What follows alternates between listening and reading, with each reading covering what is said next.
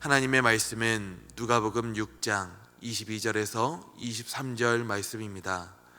누가복음 6장 22절에서 23절 말씀, 신약성경 99면입니다.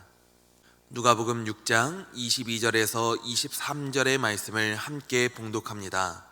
인자로 말미암아 사람들이 너희를 미워하며 멀리하고 욕하고 너희 이름을 악하다 하여 버릴 때에는 너희에게 복이 있도다. 그날에 기뻐하고 뛰놀라. 하늘에서 너희 상이 큼이라. 그들의 조상들이 선지자들에게 이와 같이 하였느니라. 아멘. 우리가 교회를 다니면서 영어로 듣게 되는 축복의 말들 중에 가장 자주 듣게 되는 것은 바로 God bless you 라는 말인 것 같습니다. 무슨 뜻입니까? 하나님이 당신에게 복을 주십니다.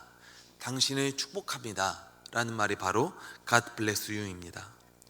사실 교회 전도지나 아니면 교회 현수막에서 자주 보게 되는 이 말을 미국에서는 정말 많이 사용합니다.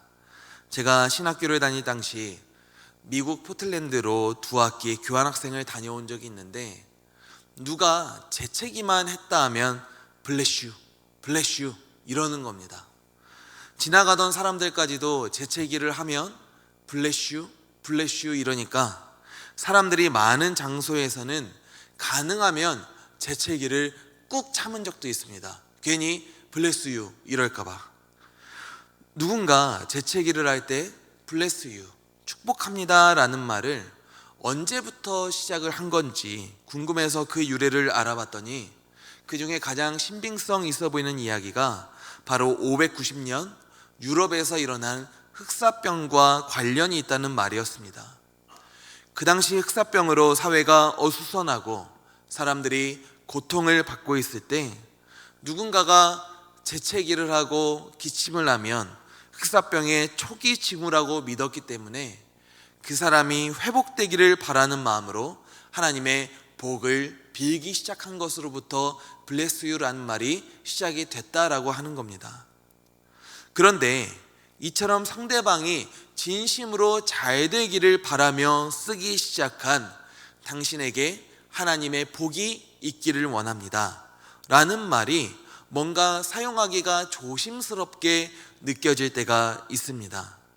이 복이라는 말이 세상에서의 복과 혼용이 되다 보니 뭔가 복이라는 말을 쓰다 보면은 제 스스로는 뭔가 너무 번영만을 바라는 사람처럼 보일 것 같기도 하고, 또 성도들로 하여금 주님을 바라보기보다는 흔히 이 땅에서 말하는 이 땅에서의 잘됨을 바라보게 만드는 것은 아닐까 조심스럽기 때문입니다. 하지만 이런 저의 우려와는 상관없이 오늘 본문 말씀을 보면 주님께서는 사람들을 향하여 분명하게 복이 있을 것임을 말씀하시고 계십니다. 22절에서 주님께서 이렇게 말씀하십니다. 인자로 말미암아 사람들이 너희를 미워하며 멀리하고 욕하고 너희 이름을 악하다 하여 버릴 때에는 너희에게 복이 있도다. 지금 주님께서는 밤을 새서 하나님께 기도하시고 제자들과 함께 평지에 서서 온 유대 사방에서 찾아온 많은 백성들을 향하여서 너희에게 복이 있을 것임을 말씀하시고 계십니다. 그 가운데에는 가난한 자도 있었고 줄인 자도 있었고 우는 사람도 있었습니다. 그리고 오늘 말씀과 같이 예수님의 이름으로 말미암아 고통을 당하는 사람들도 있었습니다. 사랑하는 성도님들, 우리의 삶을 한번 생각해 보셨으면 좋겠습니다. 야곱이 요셉을 통하여서 바로를 만나게 됐을 때 자기의 삶을 이렇게 소개합니다. 내 나그네의 길이 130년인데 제가 참 험악한 세월을 보냈나이다. 야곱의 말 그대로 사람의 삶은 참 험악합니다. 일하지 않으면 먹을 수 없고 육신의 연약함으로 반드시 고통받게 되어 있고, 또 사랑하는 이들과는 언젠가는 반드시 이별의 아픔을 겪어야 하는 것이 바로 우리네 삶입니다. 또 살다 보면 참 얼마나 많은 일들이 생깁니까? 사람과의 관계의 문제로 힘들어하고 실망할 때도 있고, 낙심하게 될 때도 있고, 직장의 문제로 피곤함과 답답한 일을 겪게 되고, 자녀를 양육하고 부부 생활을 함께 해나갈 때 내 마음처럼 안 돼서, 또 너무 내 마음을 몰라주는 것 같아서 그 서운함에 눈물을 흘리기도 합니다. 거기에 내가 정말 잘못해서 겪게 되는 고통이라면 그래도 이해하고 감내할 수 있을 텐데, 꼭 어려움을 겪게 되는 이유가 나에게 있는 것이 아닐 때도 정말 많이 있습니다. 내가 잘못한 것이 아니라 오직 주님의 말씀대로 살기 위해서 애쓴 것이 어려움의 원인이 될 때도 있습니다. 이거는 정말 억울하고도 가슴 아픈 일입니다. 우리 주님께서 골고다 언덕을 올라가시기 전날 밤 하나님 앞에 기도합니다. 할 수만 있다면 이 잔을 내게서 지나가게 하옵소서. 우리 주님께서도 할 수만 있다면 이 잔을 내게서 지나가게 해달라고 기도했는데, 하물며 우리는 어떠하겠습니까? 우리가 성도로서 예수님을 믿기에 고난을 겪게 되는 것을 잘 알고 있지만, 그래도 그 아픔과 어려움이 너무도 크기에 우리는 할 수만 있다면 하나님 앞에 어려움 없이 순적하게 지나가게 해달라고 전심으로 기도합니다. 또 그와 함께 우리는 그래도 성도이기에 나의 뜻이 아닌 하나님의 뜻대로 해달라고 함께 기도합니다. 아마 패션 오브 크라이스트라는 영화를 잘 아실 겁니다. 그 영화 속에서 예수님께서 십자가에 못 박혀 돌아가셨을 때의 상황을 이렇게 그려냅니다. 영상 속에서 주님이 숨을 거두셨을 때 성경 말씀과 같이 휘장이 찢어지는 모습을 보여주고, 땅이 흔들리고 날이 어두워지는 모습을 보여줍니다. 그리고 하늘에서 비가 한 방울 두 방울 떨어지기 시작하고, 그리고 그 비가 마치 소나기와 같이 세차게 내리기 시작합니다. 그런데 그 모습을, 그 장면을 보면은 마치 하나님이 자녀의 아픔으로 말미암아, 독생자 예수님의 죽으심으로 말미암아 하나님이 슬퍼하며 눈물을 흘리시는 것처럼 보입니다. 하나님의 원대로 십자가에 못 박혀 죽임을 당하시는 예수님을 향한 하나님의 아픔과 슬픔을 비가 오는 모습 가운데 가득히 담아낸 것입니다. 하나님께서는 그 아들 예수께서 세상 가운데서 배척당하고 고난당할 것을 잘 아시고 계셨습니다. 그리고 주님께서는 예수님을 믿는 사람들 또한 세상이 예수님을 먼저 미워하기에 함께 고난당할 것을 말씀하시고 아시고 계십니다. 구체적으로 우리가 어떤 일을 당할 것이라고 합니까? 인자 때문에, 예수님 때문에 미움을 당하고 배척을 받게 되고 욕을 먹고 버림을 받을 것이라고 합니다. 이해가 안 되는 일이지만 또 어떻게 보면 이해가 되기도 합니다. 세상에 속하여 살아가는 사람들은 예수님을 전혀 생각하지 않으며 자기 마음대로 살아가는데, 성도는 예수님을 늘 염두하며 살아가고 예수님을 염두하며 말하고 예수님으로 말미암아 생각하고 살아가고 행동하는데 도저히 이해가 안 될 일입니다. 나는 잘 살고 있기만 한데 저 사람들 때문에 괜히 마음에 찔림이 오니 미워할 수도 있습니다. 거기에 사단이 그 사람들의 마음을 붙잡고 성도를 핍박하고 있다면 주님이 말씀하신 대로 미움받고 폭언을 받을 수도 있습니다. 사랑하는 성도님들, 성도가 살아가는 것은 참 좁은 문, 좁은 길인 것 같습니다. 야곱이 험악한 삶을 살아왔노라는 이 고백을 한 것처럼 정말 쉽지 않은 인생입니다. 마음에 언제든지 두려움과 억울함과 답답함, 슬픔이 찾아올 수도 있습니다.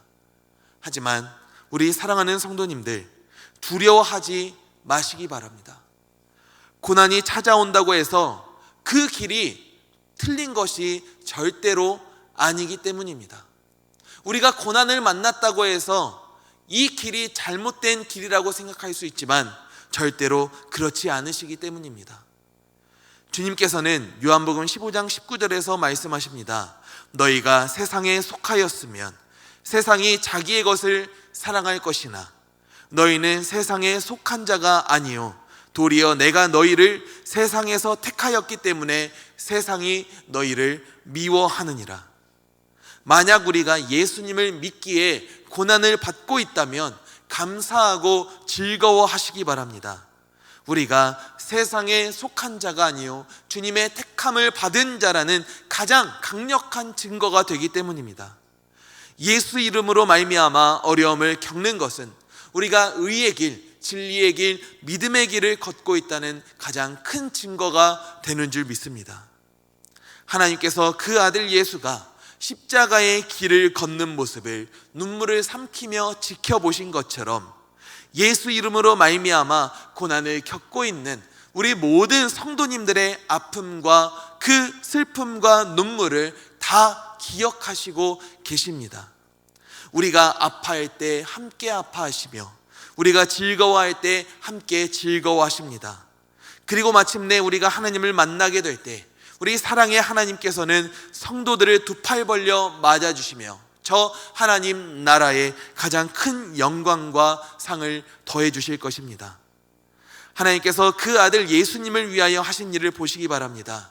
하나님께서는 당신의 뜻을 이루기 위하여 죽임당하신 독생자 예수님을 지극히 높여 모든 이름 위에 뛰어난 이름을 주시고 모든 자들로 그 예수 이름에 무릎 꿇게 하십니다. 누구보다 자기를 낮추시고 죽기까지 복종하신 주님께서 가장 큰 영광을 이루신 것입니다. 그리고 이 아버지의 마음은 예수님으로 말미암아 함께 어려움을 겪고 있는 저와 우리 성도님들에게도 동일하게 적용됩니다. 오늘 본문 23절에서 주님이 이렇게 말씀하십니다. 그날에 기뻐하고 뛰놀라 하늘에서 너희 상이 큼이라. 그들의 조상들이 선지자들에게 이와 같이 하였느니라. 그러므로 사랑하는 성도님들, 성도로서 어려운 처지를 겪게 되더라도 설령 그 어려운 처지가 예수님 때문에 겪게 되는 것이라면 우리가 더욱더 기뻐하고 감사하고 즐거워하실 수 있기를 간절히 축복합니다. 하나님께서는 예수 이름으로 말미암아 고난을 겪고 있는 이들을 그냥 두지 않으십니다. 모든 것을 기억하시며 우리가 바라고 소망하는 것보다 더 큰 영광과 상으로 갚아 주시는 줄 믿습니다. 사도 바울은 이렇게 고백합니다. 생각하건대 현재의 고난은 장차 우리에게 나타날 영광과 좋게 비교할 수 없도다. 사도 바울의 고백이 저와 우리 성도님들의 고백이 될 수 있기를 간절히 축복합니다. 참 많이 힘들지만 그래도 장차 우리에게 임할 하늘에서의 상과 영광으로 말미암아 그리고 우리가 가장 큰 복을 누리기를 바라시며 우리의 모든 삶 가운데 성도로 살아갈 수 있게 하시는 주님의 손길과 도우심에 우리가 감사하며 즐거움과 기쁨으로 살아갈 수 있는 우리 복된 성도님들이 되시기를 주님의 이름으로 간절히 소망하고 축복합니다. 기도하도록 하겠습니다. 하나님 아버지, 우리가 성도로 살아갈 때 이 땅에서 참 많은 어려운 상황과 처지를 겪게 됩니다. 그러나 그 어려운 상황 가운데서도 우리가 감사하며 즐거워하며 기뻐할 수 있는 것은 우리 성도들의 어려움을 기억하시고 가장 큰 영광과 상으로 예비하실 하나님의 손길과 하나님의 은혜와 하나님의 사랑을 우리가 믿음으로 소망하며 바라보고 있기 때문입니다. 나를 맞아주시고 나를 안아주시고 나에게 가장 큰 상을 주실 우리 하나님을 바라보며 우리가 이 땅으로부터 성도의 삶을 살아갈 수 있도록 주님께서 붙잡아 주시옵소서. 겪고 있는 고난에 비교하여 우리에게 더 큰 영광을 갚아주실 우리 신실하신 하나님을 우리가 끝까지 믿고 바라보며 사랑하며 살아갈 수 있도록 주님께서 붙잡아 주시옵소서. 예수님의 이름으로 간절히 기도 올려 드립니다. 아멘. 이 시간 우리가 함께 기도하실 때 하나님, 우리가 고난 가운데서도 주의 손길로 기뻐하게 하옵소서. 우리 교회가 오직 주님의 이름을 위하여 살아가게 하여 주시옵소서. 이 땅이 돌아와 하나님께 속한 자가 되게 하여 주시옵소서. 그리고 특별히 이번 주에 수학 능력 시험을 치르게 될 우리 사랑하는 수험생 자녀들을 위하여서, 그리고 이번 주일에 있을 새생명 감사 축제를 위하여서 이 시간 주님의 이름을 한 번 부르짖고 우리 함께 통성으로 기도하며 나아갑니다.